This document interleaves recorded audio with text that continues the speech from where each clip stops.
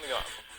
The two Koreas hold their long overdue vice ministerial level talks, a promising start as both sides set a positive tone, giving hope that this may be one of many more such meetings to come.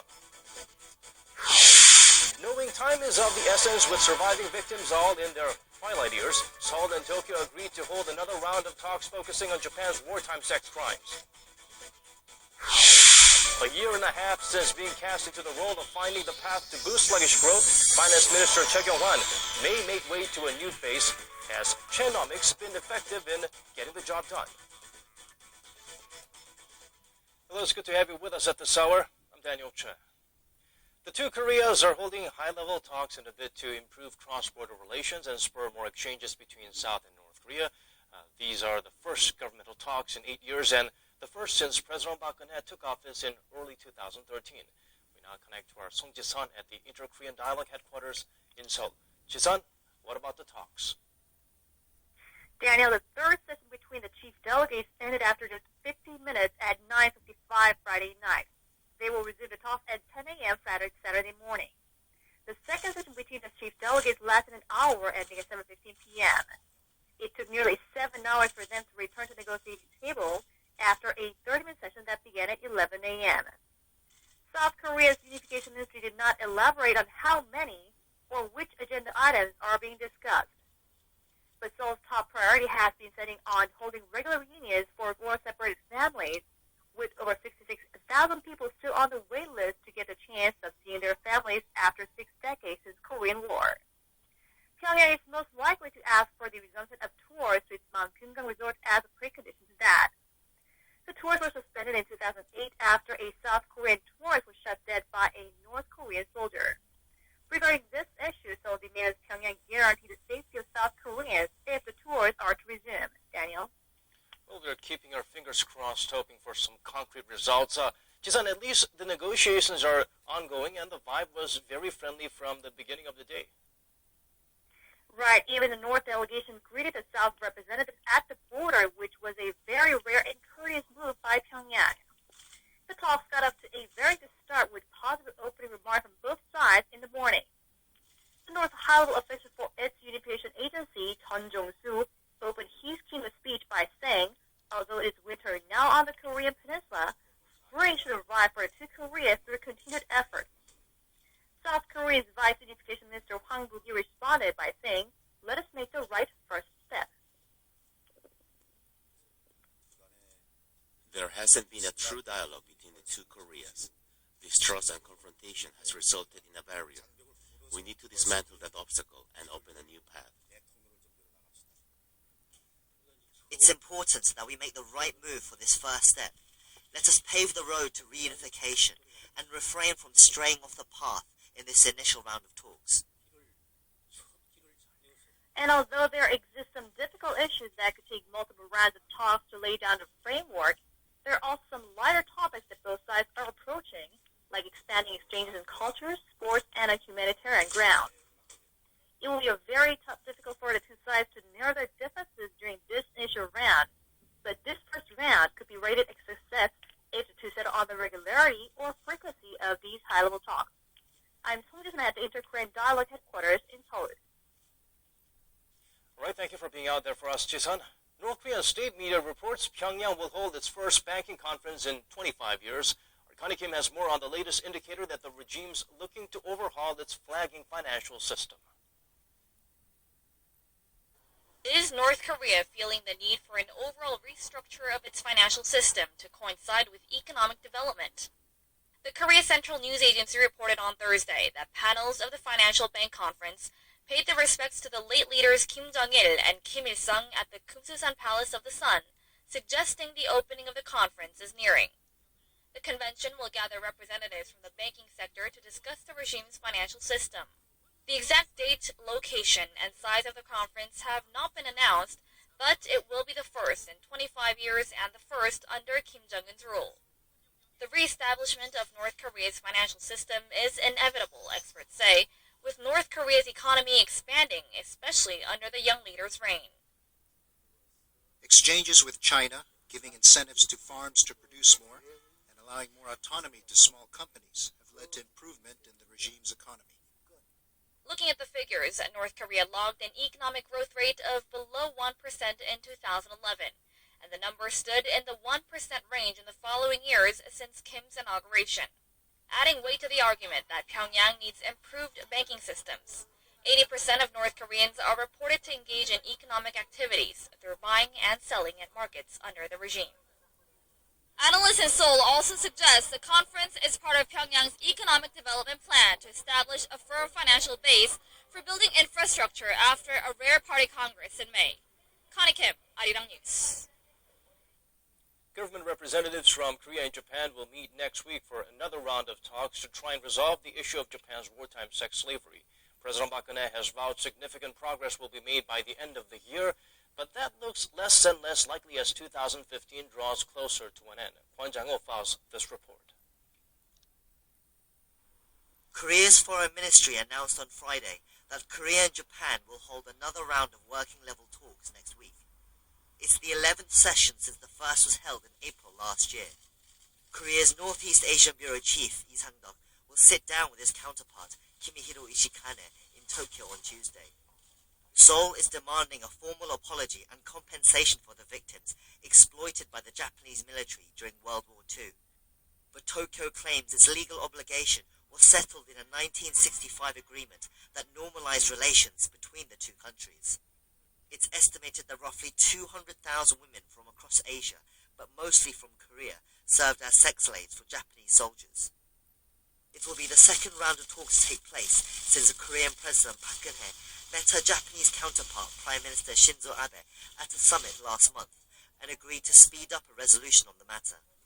President Park has since said she will push for an outcome by the end of the year, but Prime Minister Abe has been less committed.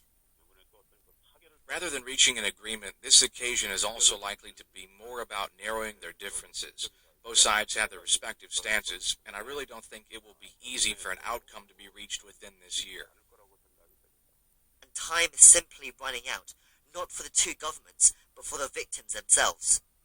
Last week, Che Gap-sun, one of the Korean women who was forced into sexual slavery by colonial Japan, passed away. It was the 9th funeral for a victim this year. Only 46 known survivors are left today. Kwon Jang-ho, Arirang News. Moving on, South Korea will soon be appointing a new finance minister. We have an analysis of current Finance Minister Choi Kyung-hwan's policies and the challenges that lie ahead for his successor. We turn to our Hwang Ji-hye. Since July last year, when Choi Kyung-hwan was sworn in as the finance minister, much of the focus was on boosting sluggish recovery that was back then hit hard by the Sewol-ho ferry disaster. In response, Choi devised a $40 billion stimulus package and eased regulations to prop up the real estate market. The loan-to-value and debt-to-income ratios were eased, allowing homebuyers to borrow up to 70% of their property value and 60% of their income for mortgage payments.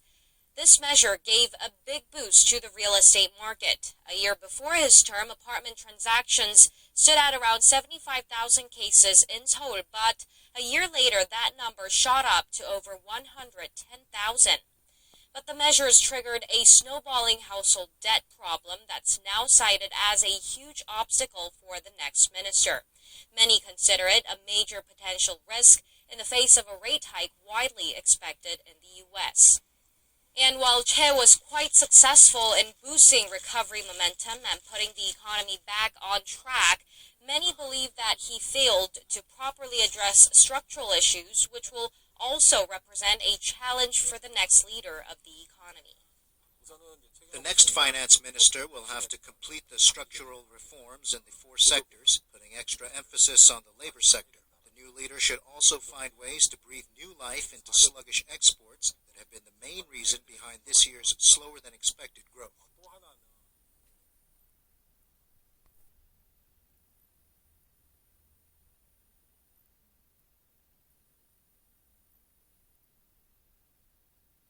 December 12th of 2015 will be a date to remember in the history books of Saudi Arabia. For the first time, women will vote and seek public office. So how did this elections come about? Well, they faced some strong opposition from the deeply embedded religious community there, but organizers, according to the Wall Street Journal, let me take a step back there. Critics say it's only to boost foreign consumption. That's the election. But election organizers say it's an important step nonetheless, and they're optimistic about the outcome. Actually, there is a large turnout of women candidates, and this shows that we will see some of them as members of municipal councils. It's something that is very likely. 130,000 women have registered to vote in the elections, about 24% of all people registered. Well, Saudi Arabia is the only country to bar women from driving, and they must have a male guardian or custodian at all times. Otherwise, they can be stopped from traveling, from marrying, working, or having any kind of medical procedures done. That's correct. And some people say those are just the surface oppressive acts that take place against women in Saudi Arabia, that the oppression actually trickles down into much smaller, subtle areas that the outside world doesn't see. But even if the outside world views this as only a baby step, for the women in Saudi Arabia, it's definitely a large step towards more suffrage and rights for women in that country. Right. Definitely a landmark, I suppose, landmark elections and a day to remember for women in Saudi Arabia. Thank you, Bruce, for that, for today as well as for all of this week, and we'll see you on Monday. Thanks. See you next week. The Korea-EU free trade deal will be fully implemented from Sunday as both parties agreed during a Korea-EU summit in mid-September. According to Korea's trade ministry, non-tariff issues will go into effect as the FTA also covers intellectual property rights, government procurement, and boosting cultural cooperation. The ministry added that comprehensive implementation will be conducive to promoting and fostering a better business environment for investments on both sides. The EU, the world's single largest economic bloc, is Korea's largest foreign investor and third largest trade partner.